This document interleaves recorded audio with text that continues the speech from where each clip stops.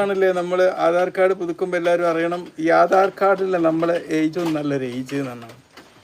അതിൽ നിങ്ങൾക്ക് ഇപ്പോൾ ഇനി 100 വയസ്സ് കാണിച്ചാലും ആ ഏജ് നമുക്ക് ഒരു 60-40 ആക്കിയെടുക്കാൻ പറ്റി എന്താ ചെയ്യുക. അതിന് വേണ്ടിയിട്ട് നമുക്ക് ചെയ്യാൻ പറ്റുന്ന കുറച്ച് കാര്യങ്ങൾ ഞാൻ പറയാണ്. അതിന് മുമ്പായിട്ട് ഇലക്ഷനാണ് വരുന്നത്. അവിടെ ഇലക്ഷൻ നടന്നോട്ടെ. എന്തിനാണ് നമ്മുടെ തലയിൽ ഈ കണ്ട ഭാരങ്ങളൊക്കെ ഇട്ടിട്ട് ഇങ്ങനെ സോഷ്യൽ മീഡിയ നോക്കിയാൽ ഫേസ്ബുക്കൊക്കെ ആദ്യം അലമ്പാണ്. അതിൽ യൂട്യൂബിൽ നോക്കിയാൽ ഒക്കെ ഈ വാർത്തയും കണ്ട് മനുഷ്യന്മാർ തലയിൽ ഇങ്ങനെ പുണ്ണാക്കി വെക്കുക. അതിൻ്റെ ഒന്നും ഒരു ആവശ്യമില്ല. നിലമ്പൂർ ശരി ഇതൊരു സിമ്പിൾ ഉപതെരഞ്ഞെടുപ്പ് അവിടുത്തെ ആൾക്കാർ തിരഞ്ഞെടുക്കുക. അതിന് വേണ്ടിയിട്ട് ഈ കേരളം മുഴുവൻ ഇങ്ങനെ ചർച്ച ചെയ്ത് ഇത് കോളാക്കരുത്. ഓക്കെ, അപ്പോൾ ഇതിളക്കുന്നുണ്ട് ഞാൻ. ഓക്കെ, അപ്പോൾ നമുക്ക് പ്രായം റിവേഴ്സ് ചെയ്യാൻ എന്ത് ചെയ്യാം അല്ലേ?